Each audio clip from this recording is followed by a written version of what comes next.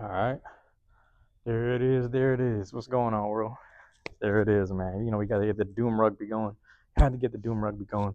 Had the Mariners join on earlier. Should I throw it on? I might have to. I just, wash my hair. So I'm like, I don't trying to wear the hat all damn day. Sometimes you got to. All right, man. Listen, man, we're going to keep it simple just like such. Matter of fact, let me use this here. Let me utilize this here since I have it. Got a little chair on the side, and I'm over here doing the. Excuse me. There it is, bro. What's going on, bro? Over here testing out the markers and shit. I don't even think they have it for me. Hold on, man. They took the markers away. Ain't that a bitch? Don't tell me I gotta go across and get me some markers. Ugh. Tired of this shit, man. Man, what's going on, bro?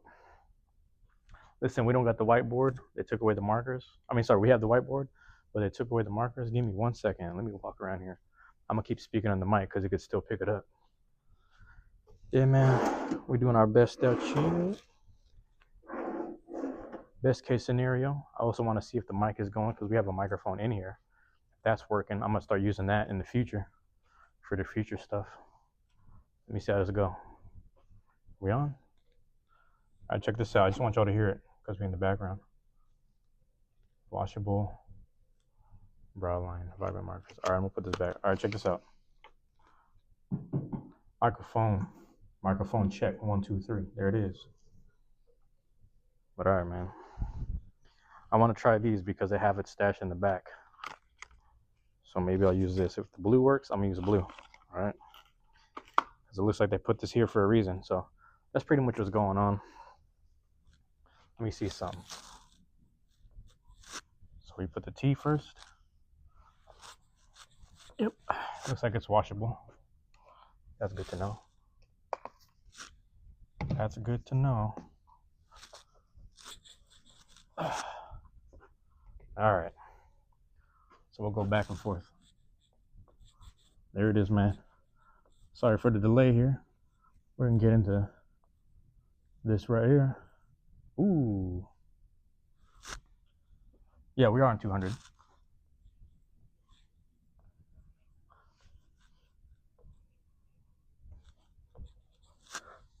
$215, 215. And if that's your area code, shout out to you. If that's your area code, shout out to you. I'm over here misplacing the mic. But yeah, man, today's gonna be a little different. I actually have a note written down, but I think today we'll do a little bit of a freestyle. Let's do that a bit. It's an interesting time, man. Interesting time. This is also being recorded on a very interesting day. And the reason why I say that is because, and let me know I don't know if you guys can really see that 215, how visible that is from the camera. Let me stand off center real quick. You can, or can you? You barely can, but that's all right, because I want to just stay on brand with Truancy Hour Joints. If I stand like this, man, you'll still be able to see it. You probably still see me. But yeah, we got the Doom Rugby today. This is actually, I hope I didn't break the mic. I should be wearing this a little later, so I actually have a different colorway for this. I might wear it on a different day, but for right now, I'm gonna wear this Doom Rugby for today. But we have to stay popping the collar for the truancy hours. You know what I mean? Listen, man. Before I get into anything, let's talk about this, man. You know what I'm talking about all the time, man. I want to introduce to you guys the university mindset here, man. University mindset. A lot of people all the time, they go to colleges to validate themselves. They go to universities to validate themselves. Colleges, universities, technical colleges, vocational institutes, community colleges, all the if, ands, and in-betweens, art schools, you know what I mean? Things like that to validate and to get a certain certification or a degree to get a specific job. Now, there's nothing wrong with getting a degree or a certification for a job because you have to prove that you're qualified. But a lot of times people place their personal value on the fact that they finished school. They place their personal value in the fact that someone else is grading them. Someone else is measuring their intelligence and their comprehension for certain stuff. I'm not necessarily mad at that, man. I'm not necessarily mad at that. What I'm saying is, like, obviously, if you wanted to be a surgeon, you don't want to just say you're a surgeon unless you're like, obviously, if you're in a third world country, you got to take care of someone's body and do the best you can. war times in certain areas, you got to take care of people's body a certain way. You're not going to be the most decorated surgeon, but you got to do what you got to do in the moment, and you have to work with the tools you have. You're not going to have the aseptic tools and the things that were um, basically sterile processed. If that makes sense. I used to do a central service technician, um, so I know a lot about that. Obviously, well, I know people who know a lot more because they've done it continuously, often and often. They've done more scopes, more equipment, more protract. You go. I said protractors. Goddamn. the Listen, I forgot everything. Don't worry about that. I used to be certified. That's funny. But hey, man, you understand the degrees of things in your life that you have already withstood, survived, and handled up to this point. You've understood it already. You understand all the degrees of things, the threshold of things that you can handle, that you're willing to handle, and are no longer willing to handle, and no longer want to deal with. You understand the threshold of those things, the degree of those things that you don't want to deal with no more. Therefore, you can just certify yourself as a human being. You understand? I'm tired of people placing a value on themselves based off a certain wage that they're getting, almost forgetting the fact that they are a decent human being, how they treat people, how they take care of people, their actual value in the household, or like certain spaces that they've been in. It could be as simple as just giving up your seat in the front. You sit in the front sometimes because you don't want to deal with the anxiety of either going to the middle or the back or whatever is over there. But you are a decent human being because you'll just sit there and give up your seat to an elderly person, a handicapped person, disabled person, whatever. You'll sit there and do these things for people, but then you'll still have this underlying feeling that you ain't shit because you're not making a certain amount or whatever. And I understand if you're someone who's not willing to make a certain amount, but then you got mouths to feed, you got kids to take care of, you got people to look out for, and you don't want to make that sacrifice. If you can identify that type of aspect within yourself, at least you're self-identifying that you ain't shit, and it's never too late to start being a little different. You know what I'm saying? What did Pimp C say? Rest in peace, Pimp C, man. He said it's never too late to stop being a bitch, man. And that's like the realest shit I heard. I was like, damn, man, he telling the truth.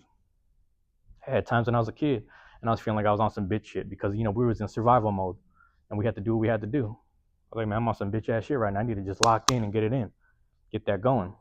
You know what I mean? It's not really the best way for a child to talk to themselves. It's not the best way for any man to speak to themselves. But nonetheless, it got me motivated and off my ass. You understand? So everybody operates a little differently. If you're looking for self-help in the form of like some rough, tough love, man, you better go find it in yourself because I ain't the type of person to do that because I'm not your relative. If I was your relative, I might talk to you a certain way. You understand? If you were my friend for like how many years long, however deep we've been, I might talk to you a certain way because it's like we locked in like that. I might talk to you a certain way, but if we ain't friends like that, I ain't gonna talk to you no disrespectful way. So don't look for that over here. On this content, I try to speak to everyone very, nice and convenient or whatever. I'm getting beside myself, man. That is the university mindset, though, is just understanding the value of you as a human being, you as an individual, the importance of you in this lifetime, in this world here, man. I'm over here checking my notes like there's something important. There is. I got some shit written down, but at the same time, shout out to Tropical Empress. We just sat there and did the tarot readings, a couple of days ago, and it's just like I paid for a couple of people to get theirs, but then she ended up doing mine. And the nice thing about that was, I was like, you know what? I'm gonna take this with a grain of salt because this pertains to this week, if not this weekend. Today's the 22nd, so that's 11/22, man. 11 times 2, 22, man. The number 1 and the number 2 has been like a very important, strong thing in my life right now. The ones and twos, the twos and ones.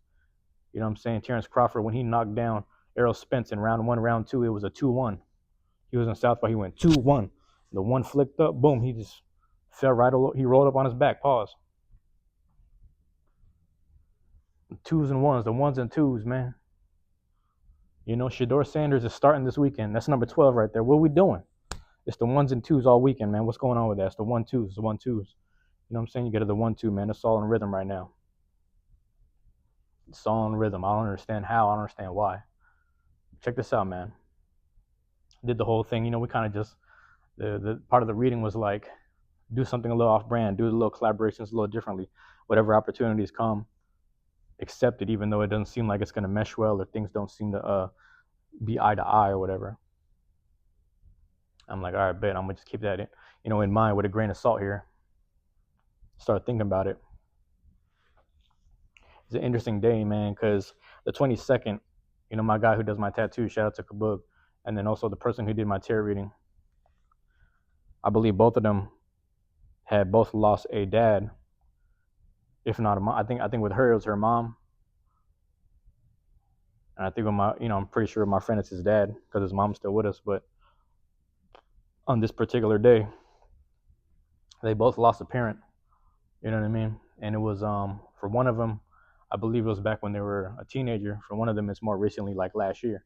So because they both lost a mom and a dad on this particular day, I decided to, in my mind, I was like, let's talk about my personal mom, man. Let's talk about that a little bit. You know, I say this all the time, man. That was one thing that I kind of just want to speak about. You know, there's like pre-recorded stuff like we doing right here, and then we got the live joints, man. We got to get them live joints going. Just like actually, I thought about making this live too, man. Well, I still might do one, but the battery was kind of low.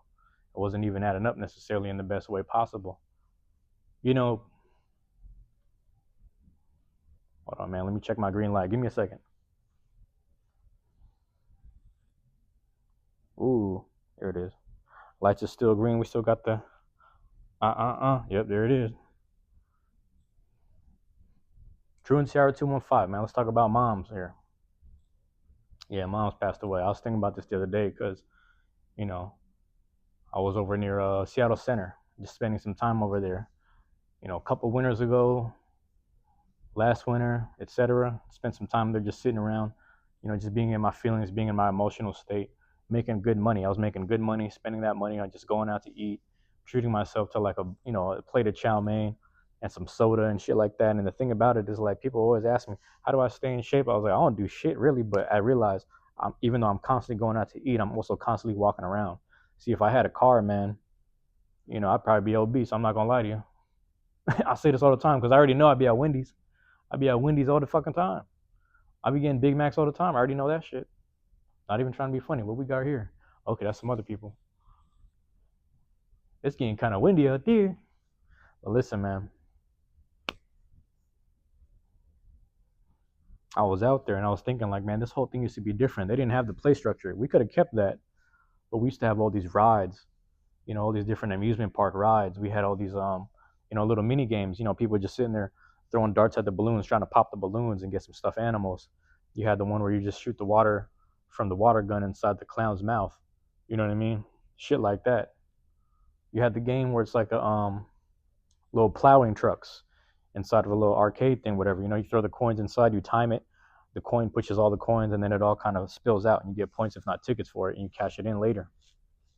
You just keep on saving up tickets and shit. You just keep on saving shit up. That's crazy, man. But no, that's really just physics. Because that shit was popped in right here. Hold on. See if we can do it again. It might pop again. Oh no, I can't do it right now. We'll do it in a second. I'm gonna stay on mic. Mic's still on, so we're gonna stay chatting it up. Yeah, I went over there and I thought about it. We had days where moms would sit there and pull me out of school, appointments and shit. Let me check it, man. Let me check on shit.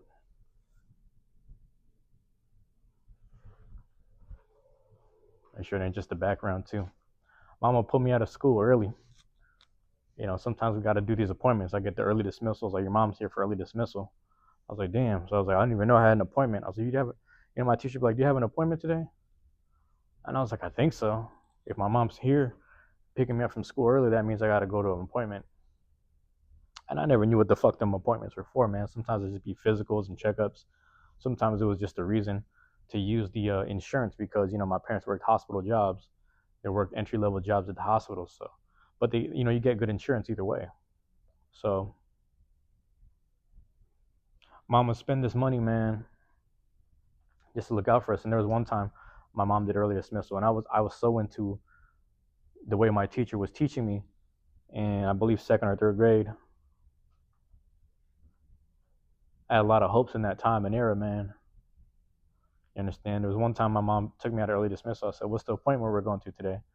And I think my mom just told me she missed me. That's all it was, man. That fucked me up because as a kid, I'm over here lecturing her like, Mom, I gotta do, like, we're doing some school shit. Like, there's some school stuff, there's some end of the year, or like, whatever, end of the year, end of the school year kind of stuff that I had to do. And then, yeah, mind you, I'm like in first, second, third grade, whatever, and I'm talking like this shit is important. I gotta do this. Why'd you take me out of school? Because I didn't want to be behind in class. I didn't like being a kid that was sick for too long and I was behind on stuff.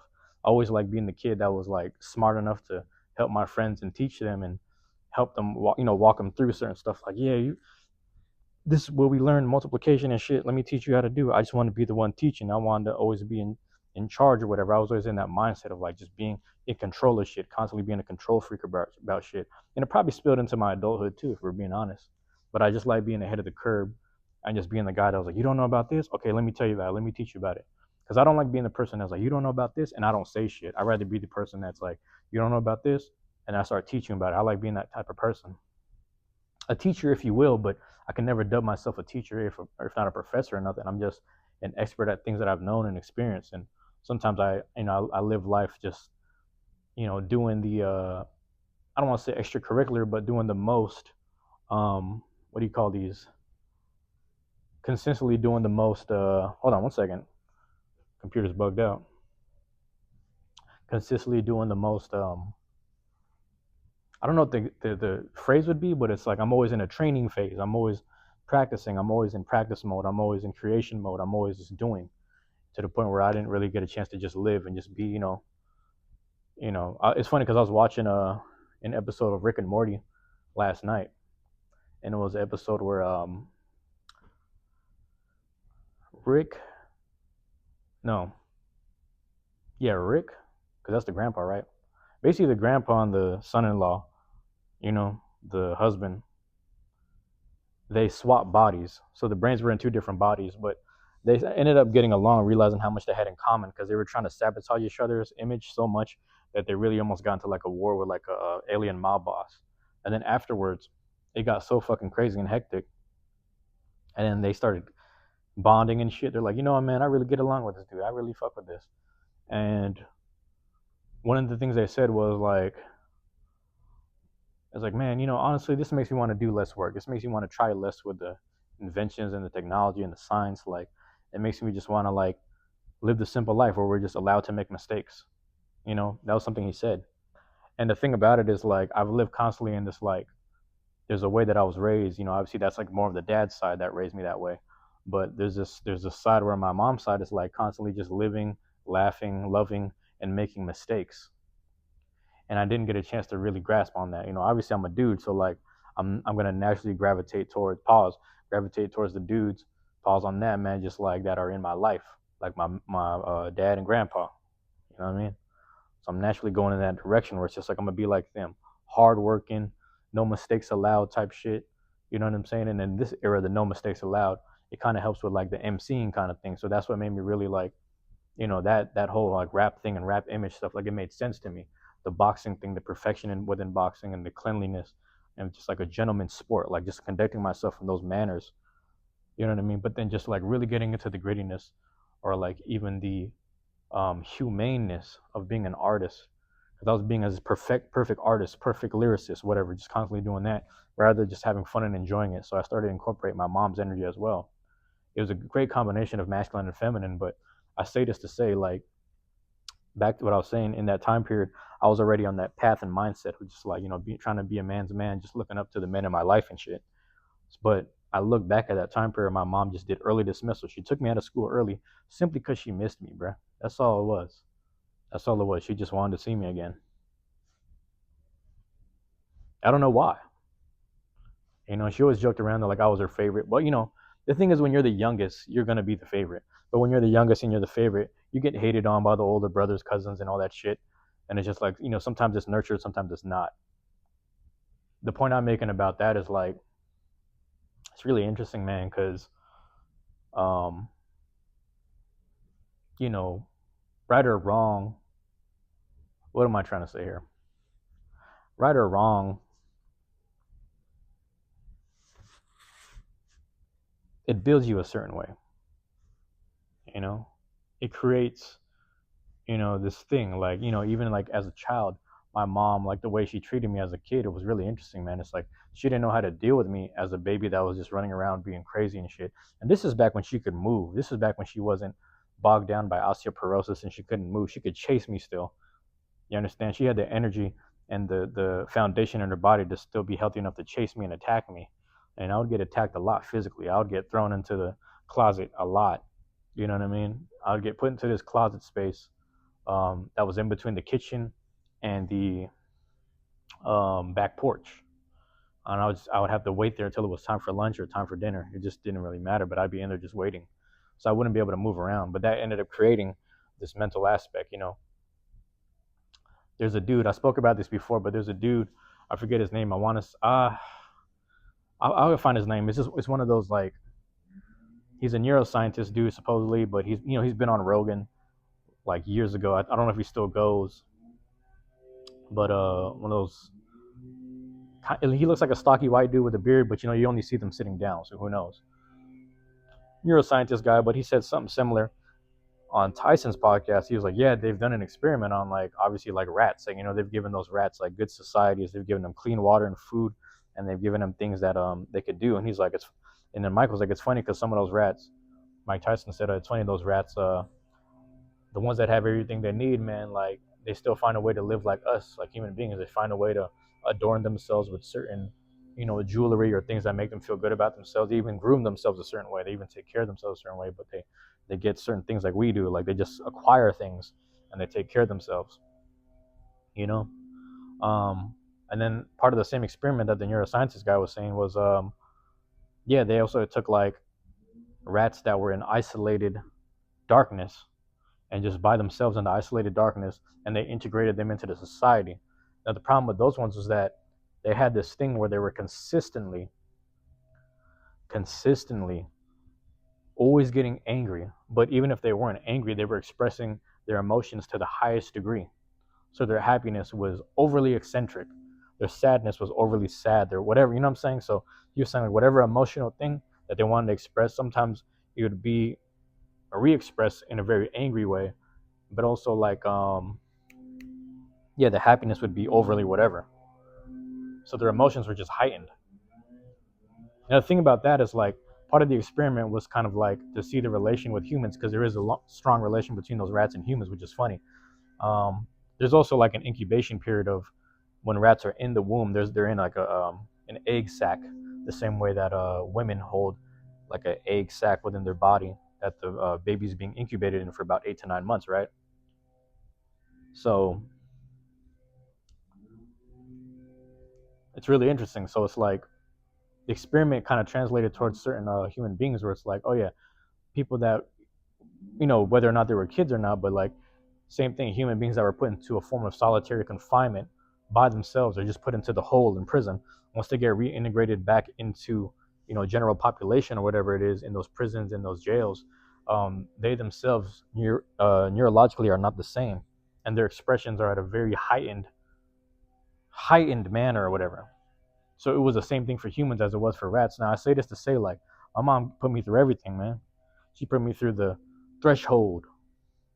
You understand the degrees of that type of grief, that type of pain, that type of mental stress or whatever. As much as she would tell me that she would take me out of school and say she misses me.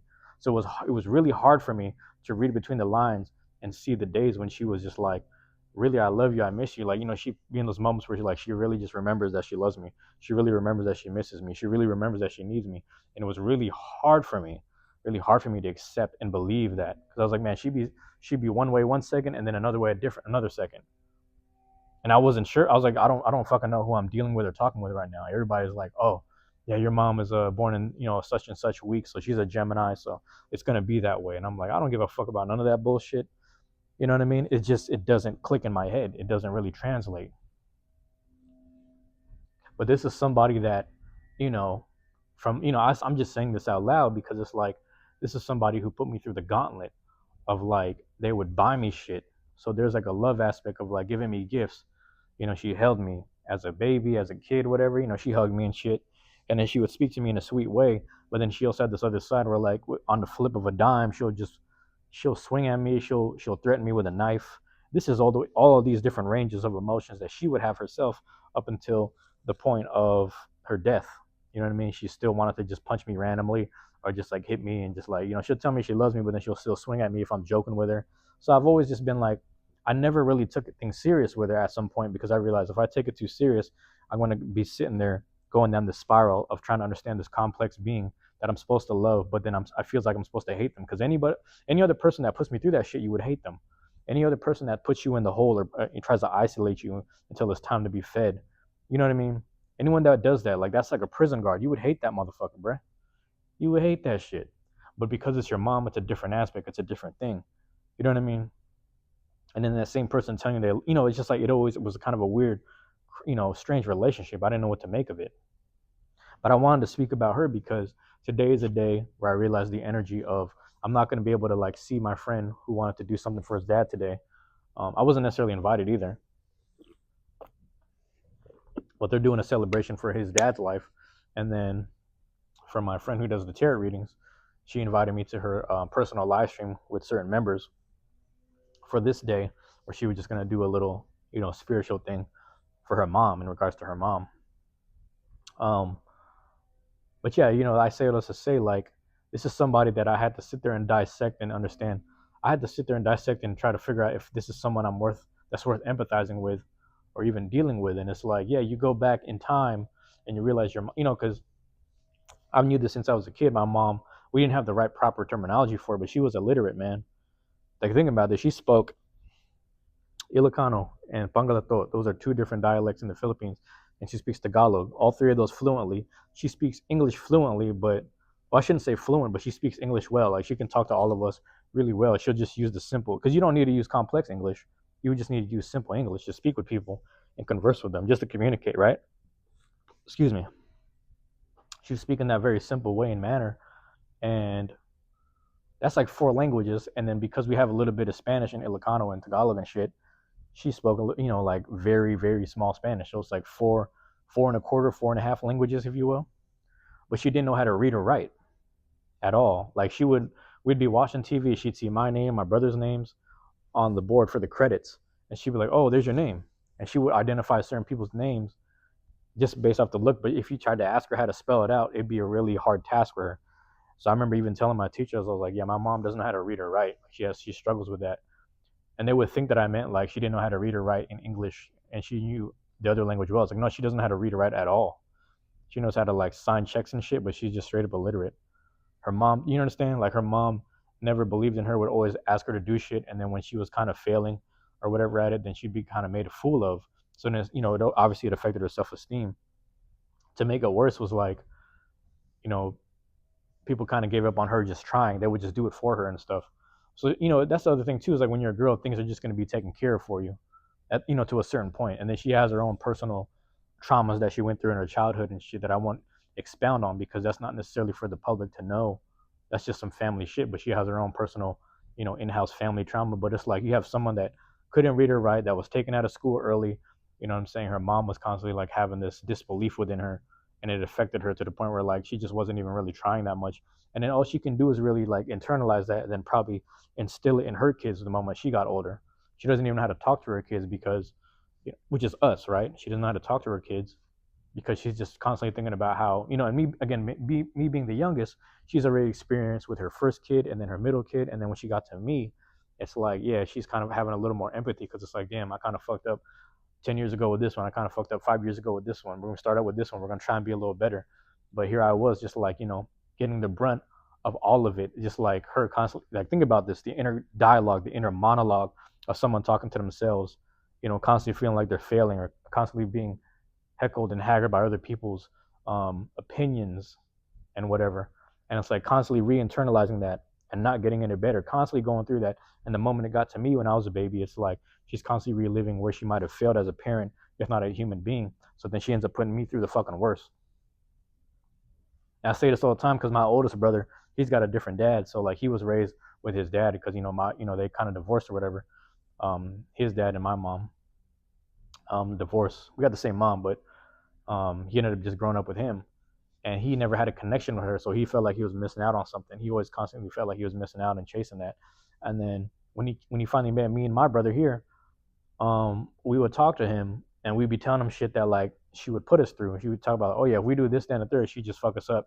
She'll chase us like down the, around. If it wasn't around the block, she'd chase us in the yard, just all day, just to beat on us, type shit. Like just all this shit. And then with the way we would talk about it, we'd be laughing and explaining this shit. And then after a while, my brother, like my oldest, he's like, yeah, man, that's damn near child abuse. We started explaining all this shit that we went through. He said, yeah, y'all was kind of going through child abuse, man. I was like, I mean, kind of.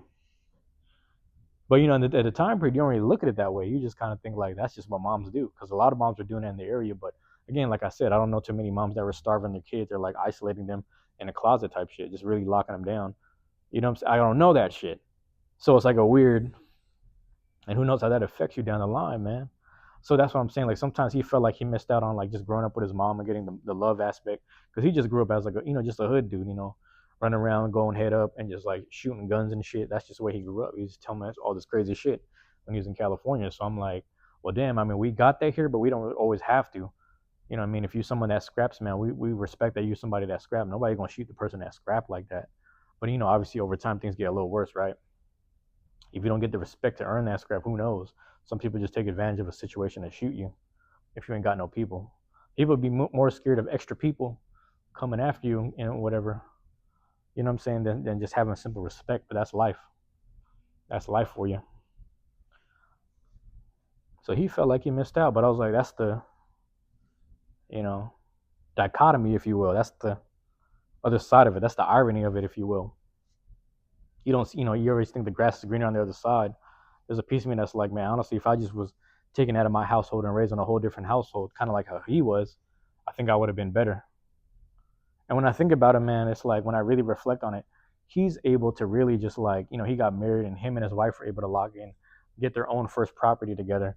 They got a fucking house together, man, for like $250,000. They just saved up, they put the little down payment. And it's like, yeah, that's how much it costs. We just put the down payment and then we're slowly going to cover that $250,000 over time. That was it. And it's just like they're putting their money up together. And then they're raising 2 kids right now. So it's like he's someone who was raised outside of that household and he's doing very good for himself. And he's mentally not as scarred as me and my brother that grew up with my mom, me and my biological, if you will. So it's almost like he dodged a bullet without even knowing it. Let's just be honest. It's almost like he dodged that bullet. So I don't know. It's a strange thing, man. When I think about mom, it's like here's this fucked up person that constantly didn't know how to, and this is a time period where no one was really taught how to undo those negative cogs that are being put into the mind, that are being installed into you. Sometimes you're being installed with negativity, and she spoke a lot of belief into me, but it was hard for me to believe it with someone who would mistreat me. It's hard for me to believe anyone to this day. Because it's like 1 second I know people are nice to me. They're saying congratulations. One second they're saying all these good things about me. And the next second they're not. And I can never get over that. That's just my personal thing where I'm like, I'm constantly going in this household where people might have some good things to say about me because I'm doing some physically impressive things. I'm doing some mentally impressive things in front of them. And they're praising me. But it's part of me is like, I don't even know how to accept that shit, because 1 second y'all saying this shit and then another second y'all doing some wild shit to us. You know what I'm saying? So I just can't whatever. It's hard for me to really differentiate. It's like either it is or it isn't, right? But again, that's why like me myself as a human being, I had to sit there, read between the lines, and just start understanding. Here's a fucked up individual that fucked you up because something in their life is fucked up that they can't fucking understand. You understand? Here's a fucked up individual that's doing some fucked up shit to your life because they had some fucked up shit in their life that they can't fucking understand. And they didn't have the fucking understanding during their time period, their generation. And then the moment that we start talking about that shit, it is overwhelming. This is simple talk to me, man. Doing simple, whether that be some form of therapy or just like self-reflection and stuff like that. Anything like that, man. Anything along those lines. Just really trying to dissect certain things. And even just like now that I have an understanding and grasp on it, yeah, you grasp it, but how do you undo, if not heal? I don't know how to do that necessarily, because part of me feels like everything's this form of conflict. I'm trying to figure out things in my life that can just flow with ease, man. I'm trying to find those things, right? I start doing stuff, man. I start going to work, whatever. I'll be at work, man. Sometimes it's okay to deal with these people. I'm like, I just got to deal with this person for the next couple, whatever, weeks, months, whatever. I go to school, I might deal with it for, however many short amount of times. I'll instill my energy into the room, into the department, whatever that is, and we'll see who ends up being the most negative person and whether or not I should or could deal with them. It just comes down to that. But in a heartbeat, I start early dismissing myself out of that shit. This goes back to what I was telling y'all, man. I start really thinking about what my mom was doing. She took me out of a school environment, which I dropped out of personally in high school. I took myself out of high school at some point where I was like, you know what, man? And I didn't understand this was a form of self love. I was like, man, I ain't gonna do shit in here anyway.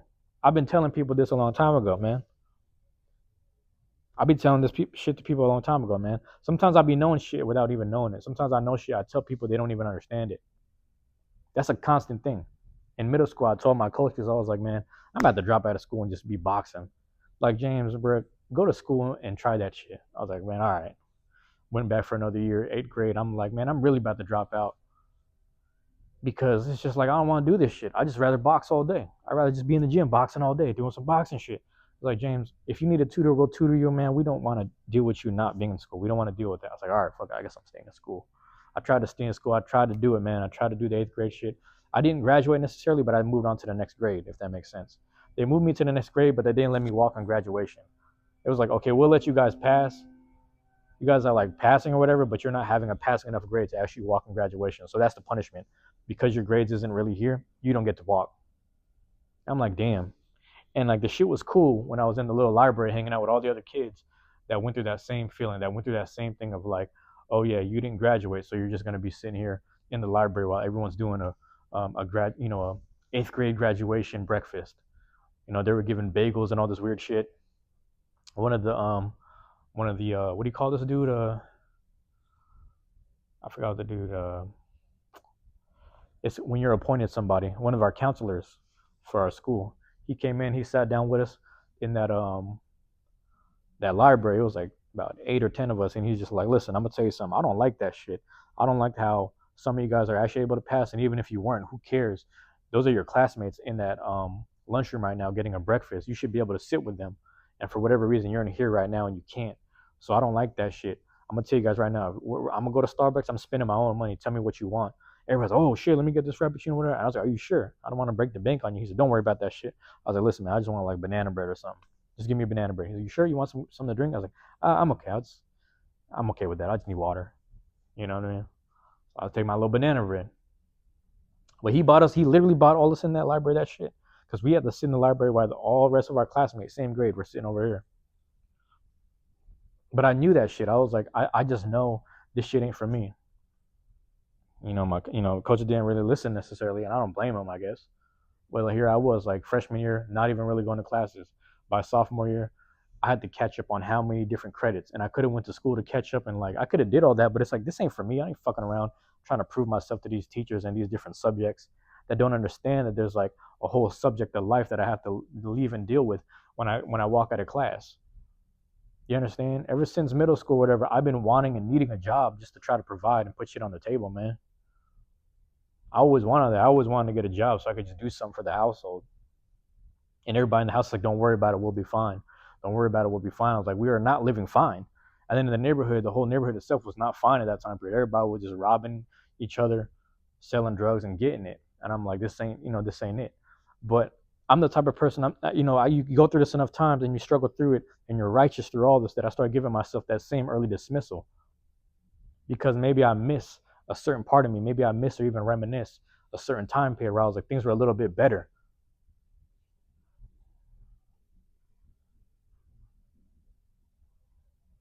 That's a self-love thing, man.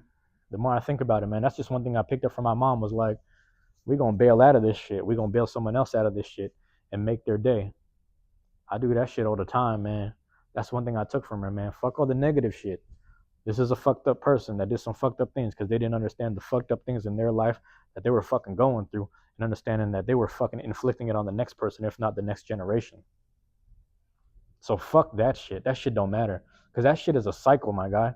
That's one of my topics that I was going to kind of speak about, man. That's there's these cycles. You go into this continuous cycle if you keep on trying to adapt and do the same negative shit that someone else was doing. But sometimes you feel like you're taking L's. But when you take that real L, when you think about it, you got the circle. You take that real L, you just pop out, and you go the other way.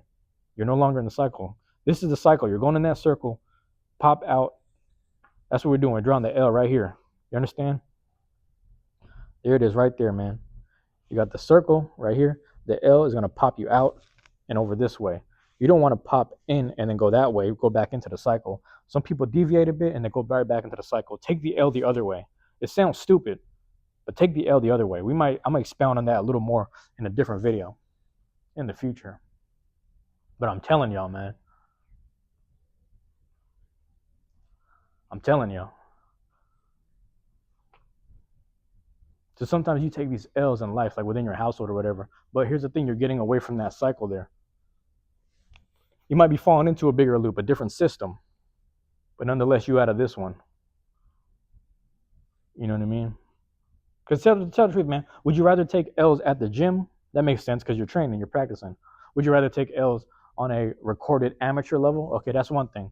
Would you rather take L's on a professional level? Yeah, I took an L, but I got paid $1 million for the fight. Canelo Alvarez got paid $100 million to lose to Terrence Crawford or some shit. Ain't no telling who he has to pay back or what he has to pay after that, but the motherfuckers is millionaires off of just going head up, win or loss. Win, loss, decision, draw. Motherfuckers making millions. I don't know, is it 100 million? It was a lot. It's a lot though. It's like 10 or 100. Motherfuckers making bank over there. You understand? On what stage or what level do you want to keep catching them L's? Some people down here catching L's for free. They just lose them for free. Keep on leveling up, man. Keep L'ing out the other way. And if anything, you'll start just documenting and creating your own paths. Drawing out your own curves and maps. Straight lines when you need to. Border out, thresholding, you know what I'm saying? Understanding the threshold of yourself and bordering out the bullshit, leaving it over there. Leave that shit right there. That's that early dismissal, man. I take myself out of them situations early. When I start catching and seeing the signs, I'm like, man, you know what? I'm going to keep going around this, man. You know, there's a lot of ways I have to speak to this person to understand that I demand the respect for them or that I deserve some respect for them. There's a lot of ways I can kind of approach this person, talk to them to where I can like demand or deserve or feel like I'm deserving of some respect from certain people. You know what I mean? There's a lot of that. But it's like I don't got time to have the long conversation. Either you are that way or you're not. I ain't got time to be, waiting on that shit. I'd rather early dismissal myself from a job, a school place, a different area, whatever, if I'm being disrespected or whatever. Because it's like now I have to sit there and have a long conversation and explain to you why I should be respected. If you're not that way, I don't need to deal with you. There's other people out here that are more whatever, more equipped for it. Because I'm the type of person, man, if I see certain people get disrespected, I'll pull them to the side. Because like, listen, man, that's affecting that person in the worst way. The person who's being affected in the worst way is going to have the worst type of reaction, if not the worst type of response to that person. What's this person staring at? Which okay. This motherfucker staring for too long. I don't know what that was. He might have, do I know? Hold on. He looking at this person. Never mind. There's another person at the car doing some parking shit. The reason why sometimes it's good to jump in and defend the person who's being offended the most, you got to think of it this way, right? The person who's being offended the most, the moment they choose to stand up and speak up for themselves, the scary part about it is because they're affected and they're the ones being attacked, they're going to have the worst type of response, the worst type of retaliation, you know what I'm saying, the worst type of whatever, because they are the victim here. You got to step in sometimes, man. You got to step in and make sure, like, hey, man, I got to make sure that this person don't trip out, fly off the, get off the rails here and do some crazy ass shit because you want to make sure that they're, whatever, healthy, they're all good. It's not easy to really just demand that. You got to make it happen. So I'll come to a lot of people's defense for that reason. Because I know, like, a lot of times when it was my back against the wall, no one was necessarily saving me. Whether I was a kid or I got older, my response was the greatest. My response was always the greatest form of success, if not shit talking to somebody, putting somebody in their fucking place. I had a bitch disrespect me one time. Man, I put that bitch in her place, and I let her friends know that I put the bitch in the place. Within like a month or two, we started talking again. I was shoving dick in the back of her throat. I ain't trying to be funny. I'm just being honest. And I was asking her, I was like, you know what time it is? Because, people will sit there and say some funny shit like, suck my dick. You know what I'm saying? Fuck you, bitch, suck my dick. That's to any other person, but I actually made it happen. I was like, I'm going to give everyone the biggest response. That's what I'm saying. Don't fuck with me, man. You know what I'm saying?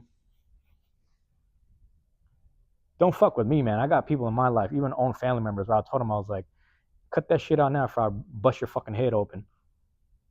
I want to cave that fucking head in of yours. Motherfuckers got big heads in my family. big foreheads and shit. I was like, I can't wait to cave that shit in. Let me know if you want knuckles or bats. Bats is faster, but I want to savor this shit with these knuckles right here because I be punching stone walls. So that's my responses sometimes. Like people be telling people suck my dick. I had a bitch really doing it.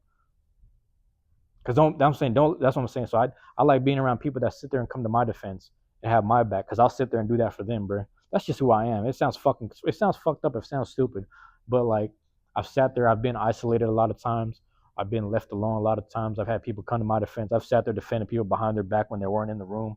I've looked out for people's image, etc. I've done a whole lot of things. I big people up on the low, even into their face type shit, man. I've done that a lot of times, only to kind of just be left alone here right now. I don't understand why. Maybe there's something I don't quite understand. Maybe there's something I don't really get. I don't fucking know. I don't fucking know. You know, it probably is my fault for all I know. But again, that's me being low on myself, blaming myself when I'm at my lowest, and that's not healthy. We're the people to uplift me, and who am I to like not listen to them when they're really trying to elevate me when they should be, or when I should be, excuse me. But I'm the worst when it comes to revenge, man. I really do somebody dirty. Lately, I've been having to give people warnings about, hey, man, I'm really going to fuck you up, man. I need you to calm down. I need you to be a little more respectful. I hate that I have to explain it. I'd rather just start swinging. But, you know, that's how it is sometimes, man. So right now, it's like, honestly, man, if people want to be in that kind of like mindset or whatever, I'll let them stay there in that mindset because they're going to run into someone a lot more worse than me. Someone who's done a lot less work on themselves than me. And they're going to sit there and react in the worst way possible. And that has nothing to do with me. So I just sit there and like, you know what, man, I'm going to piece out of this, man. I'm going to keep my peace by piecing out. Keep it real simple. I'm going to keep my peace by piecing out. I don't know about this other shit. I don't know about these other mind games about people sticking around and acting like, oh yeah, I can handle it. Oh, I can deal with this person. Sure, you can, but I don't know if I want to or if I should. Do I really want to? I guess I don't really want to. Should I? And only if I have to. And it's fucked up that sometimes when you have to, sometimes you got to do it the worst way possible, man. But I say this to say, man, that's the positivity I picked up from my mom. My mom's the type of person to really fuck somebody up too. She's kind of a violent person too, low key. And I love that about her. Had me thinking a lot of other women just stand up like that too. Not all women are feisty like that or fight back like that. But that's you know, that's the shit I was looking for in life type shit. It don't always work that way, man. Sometimes, there it is, man. I just wanted to speak about that. I had the little notepad with me. I had some stuff written down, but I was like, after that personal reading, and then also after just kind of hearing about certain things, I was like, you know what, man, this might be the topic of discussion today. That might be what needs to be spoken on right now today. So yeah, I'll leave it at that, man. Hey, man, for those that tuned in, for those that check it out all the time, man, just know that I love you guys. I appreciate y'all, man. Peace. Take care of yourselves, man. I'm out.